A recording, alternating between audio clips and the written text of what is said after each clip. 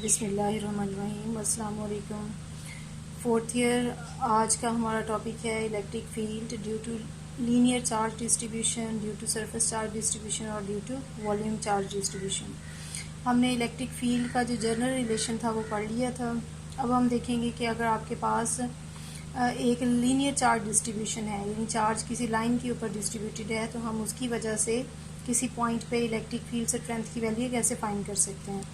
देखें, ये एक लाइन है जिसके ऊपर यूनिफॉर्म पॉजिटिव चार्ज है। यहाँ से देख रहे हैं, देखिए यूनिफॉर्म पॉजिटिव चार्ज का मतलब ये है कि हर यूनिट लेंथ में जो चार्ज की वैल्यू है वो सेम है। अब इस लाइन से कुछ डिस्टेंस पे, आर डिस्टेंस पे, हम किसी पॉइंट पे इलेक्ट्रिक फील्ड स्ट्रेंथ की वैल्यू फाइंड करना चाह रहे हैं। ठीक है, यहाँ पे इलेक्ट्रिक फील्ड स्ट्रेंथ की वैल्यू फाइंड करने के लिए सबसे पहले हमें ये पता हो कि इसके ऊपर टोटल चार्ज कितना है। तो जब ये लाइन चार्ज डिस्ट्रीब्यूशन है और हम कह रहे हैं चार्ज डेंसिटी यूनिफॉर्म है, तो यहाँ से हम चार्ज डेंसिटी पहले फाइंड कर लेंगे। लीनियर चार्ज डेंसिटी, इसका मतलब होता है चार्ज पर यूनिट लेंथ। इसे हम dQ/ds कह सकते हैं। अब यहाँ पे ना हम सबसे पहले इस पॉइंट से डिस्टेंस r पे हम एक छोटी सी लेंथ ds ले लेंगे।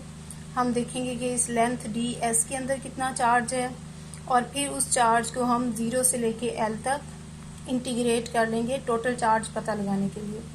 अब देखें, अगर यूनिट लेंथ में जो चार्ज है वो dQ/ds है, तो ये ds लेंथ में जितना चार्ज है उसे हम किस तरह फाइंड कर सकते हैं। dQ = lambda ds। Lambda unit length का चार्ज, ds वो लेंथ है जिसमें हम चार्ज पता लगाना चाह रहे हैं, तो लैम्डा ds जो है वो चार्ज है इस लेंथ ds में। अब टोटल चार्ज अगर हमने पता लगाना है तो उसे हम इंटीग्रेट कर लेंगे फ्रॉम लेंथ 0 to l। तो जो टोटल चार्ज है वो 0 to l लैम्डा ds हो जाएगा। ठीक है, अब इलेक्ट्रिक फील्ड का जनरल रिलेशन हमने पढ़ा था कि इलेक्ट्रिक फील्ड जो है वो 1/4πε0 Q/r² r कैप के बराबर है। यहाँ पे सिर्फ हमने क्या करना है, Q की ये वाली वैल्यू पुट कर देनी है। तो E किसके इक्वल बन जाएगा, 1/4πε0 Q की जगह ये वैल्यू पुट की, लैम्डा ds/r² और r कैप। सिमिलरली अगर हमने किसी एरिया पे चार्ज फाइंड करना हो, सरफेस चार्ज डिस्ट्रीब्यूशन आपके पास, लेट आपके पास ये एक सरफेस है स्क्वायर शेप में लेट, और इसके ऊपर यूनिफॉर्म चार्ज डिस्ट्रीब्यूशन है, और इस सरफेस से दूर किसी पॉइंट P पे आप इलेक्ट्रिक फील्ड स्ट्रेंथ की वैल्यू फाइंड करना चाह रहे हैं।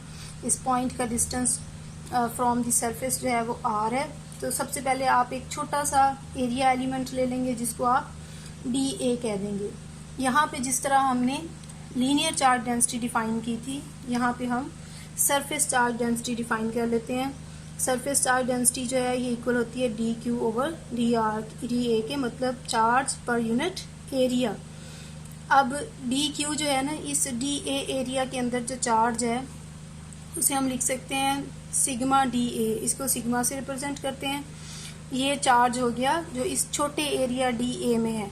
अब इस टोटल एरिया A में जितना चार्ज है उसके लिए इसको इंटीग्रेट कर लेंगे ओवर द होल सरफेस। फिर उसी तरह जनरल रिलेशन E का लिखा और इसमें Q की वैल्यू पुट कर ली, तो electric field intensity due to surface charge distribution ये आ गई। अब थर्ड जो है वो हमारे पास है वॉल्यूम चार्ज डिस्ट्रीब्यूशन। कि आपके पास एक पूरा वॉल्यूम है जिसके अंदर, पूरे वॉल्यूम के अंदर चार्ज इवनली डिस्ट्रीब्यूटेड है। इसमें भी हम ऐसे करेंगे, सबसे पहले एक छोटा सा वॉल्यूम ले लेंगे जिसको dV कह देंगे। लेट एक पॉइंट P जो है ना वो इस पूरे वॉल्यूम से, ये सेंटर से उसका डिस्टेंस जो है वो r है। इस पॉइंट P पे हमने इलेक्ट्रिक फील्ड की वैल्यू फाइंड करनी है। तो dV के अंदर कितना चार्ज है पहले वो पता लगाएंगे। उसके लिए वॉल्यूम चार्ज डेंसिटी यहाँ पे हम डिफाइन करते हैं। वॉल्यूम चार्ज डेंसिटी रो जो है ये है charge per unit volume dQ/dV। तो इस वॉल्यूम dV में कितना चार्ज होगा, इस वॉल्यूम चार्ज डेंसिटी को dV से मल्टीप्लाई कर दें, तो जो टोटल चार्ज होगा इस over the whole volume V, उसको इस पूरे वॉल्यूम पे इंटीग्रेट करके आ जाएगा। अब E का जनरल रिलेशन ये है, इसमें Q की ये वैल्यू पुट करेंगे तो electric field due to a volume charge distribution वो आ जाएगी ρ dV/r² r कैप। ठीक है।